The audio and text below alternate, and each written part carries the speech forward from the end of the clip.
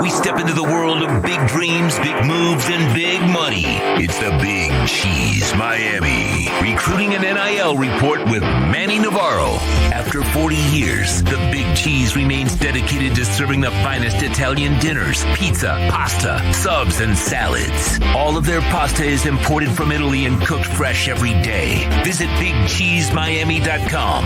Now, let's find out who's the Big Cheese the Miami Hurricanes are working on with insider Manny Navarro. Segundo. That's it. Yeah, that's the trick. Yeah, I don't know what the deal is, though. I apologize for that. It should be working fine, but for some reason it keeps going out on me. All right, so stop playing with your mic is what they tell you. Listen, so what's going to happen? Do we lay the 18.5 on the road? That's a lot of points, man. And Virginia Tech, proud program. They have their new coach who's going to be in the audience. 18 seems really hefty to me. I think Miami could beat Virginia Tech by 40. But it is a road game. They haven't particularly played well. I would probably stay away from betting the line there because it's too much. Okay. All right. Let's start off with signing day, less than 2 weeks away. So far, how good is this class that Miami has put together? Really good. I reached out to Larry Bluestein and Andrew Ivins, who spend their entire lives studying recruiting, and both of them had really nothing but positive things to say about the class Mario's put together, in large part because of some of the work that they've done here late. They flipped 7 guys from a bunch of other schools since the end of October, high-end guys that have had great senior seasons. You look at the class as a whole, I think the secondary is stacked. They've got 6 or 7 guys there that are all blue chippers. They just picked up a tight end in Gavin Mueller, who is, a guy that everybody in the industry is excited about. He's a 6'5", 230, 40-plus tight end, huge body, kid out of Illinois who I think has 30 touchdowns this season for his team. And between playing the Wildcat and some of the other positions that he does, they line him up in the Wildcat formation. So just another weapon, and then the offensive line. Like, they're losing 4 guys potentially off the starting unit if Markel Bell decides to go pro, and they go out and they sign the best offensive tackle.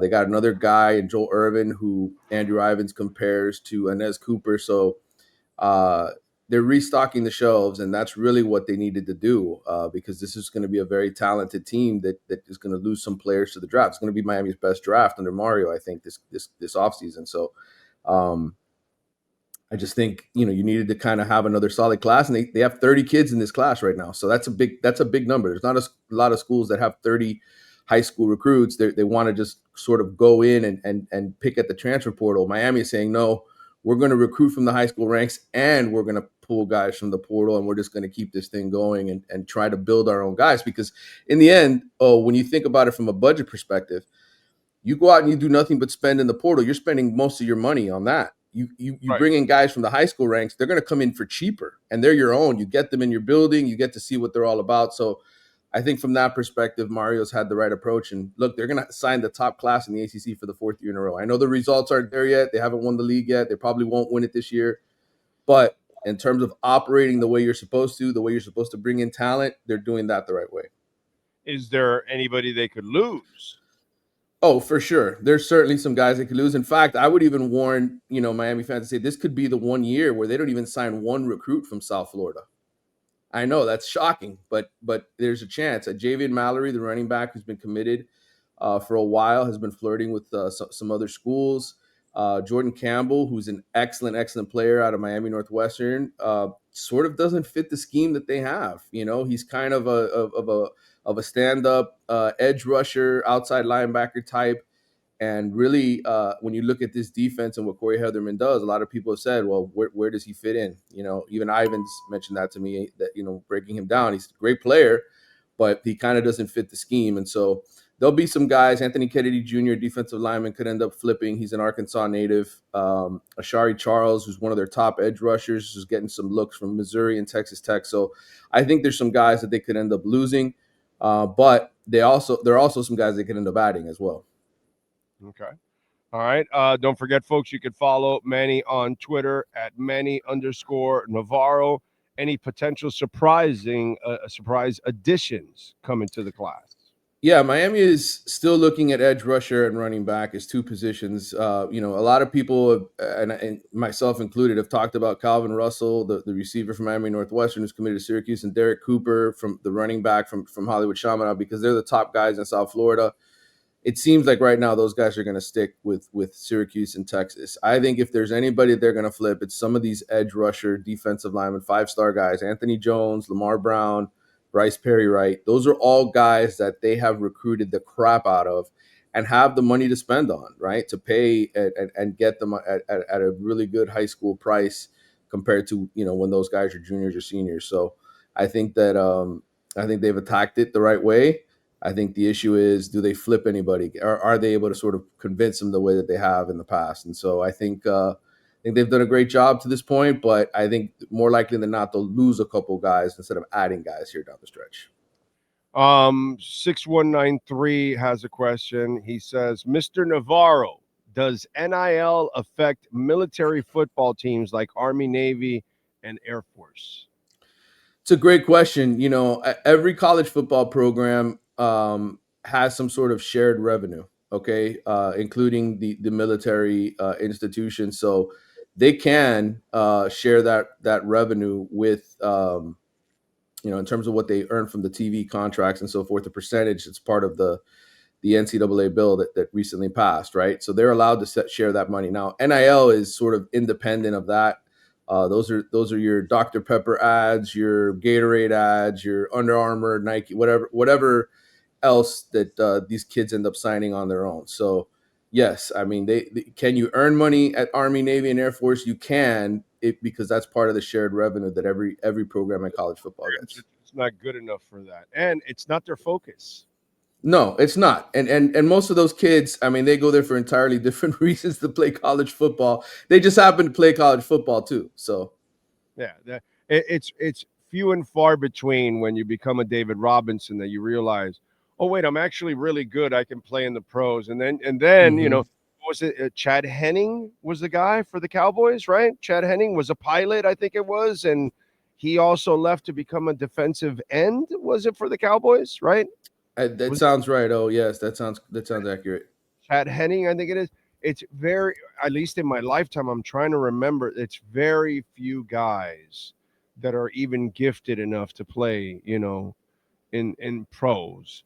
And so, it's just, that's really not their focus. They're not really trying to be national champions and all. They're actually trying to protect their country.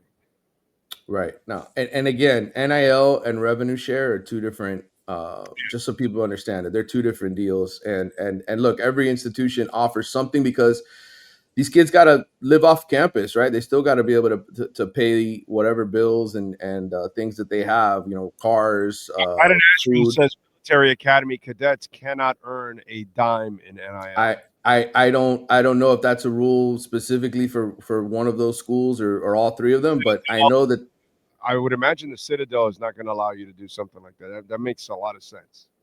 I mean, it depends on those rules, but I know that in terms of shared revenue, every single school gets some form of shared revenue. So they can pay their own players for living, not just their scholarship, but everything else that they Not to get too political, but it doesn't matter what party's in charge. They print like crazy. If they really wanted Army, Navy, and Air Force to be really good, they could just print up all the money and buy all the players if they really wanted to there at Army, Navy, and Air Force. But what the hell, crazy stuff. All right.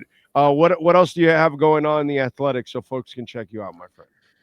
Yeah, did my oddly specific predictions for this week. Some important games, obviously, for Miami to be watching besides the one that they play in. You've got Pittsburgh and Georgia Tech, which that one to me is the key to it all. Pittsburgh can win at Georgia Tech. That's a game I think that they can win. Georgia Tech's defense has been horrendous. Miami absolutely needs some help to get into the ACC championship game. Another one to watch is SMU and Louisville. So I'll be tracking those games tomorrow from home, and I'm sure writing an ACC perspective type story in terms of how it affects the Hurricanes. I also have my own recruiting story with a lot of the stuff we talked about today, sort of big picture, how Miami's 2026 roster looks. That'll be coming out early next week. All right. And don't forget, Go visit our friends at the Big Cheese, BigCheeseMiami.com. Check out the menu. Remember, we are heading into the holiday season, so the party platters are out. So if you want to have a party, some kind of get together during the holiday seasons for your friends, your family, your coworkers, whatever it is, whatever entity you work at, call them 305-662-6855. Any plate can become a party platter. Plus, they also have a patio outside that you can rent up to 40 people. So give them a ring if you got a birthday, a promotion, some kind of get together for your business, and you need a place to gather. Man, go to the Big Cheese. You get great food and an entire area to yourself, up to 40 people.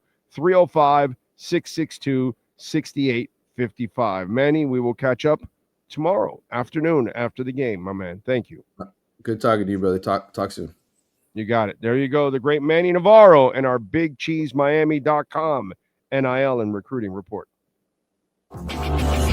You've been listening to the Big Cheese Miami Recruiting and NIL Report with Manny Navarro. At the Big Cheese Miami, they continue to purchase the same high-quality ingredients that the most expensive Italian restaurants use. The difference is they serve large portions at a family price. Visit the Big Cheese at 8080 Southwest 67th Avenue in Miami. Call 305-662-6855 or go to thebigcheesemiami.com. Go Canes!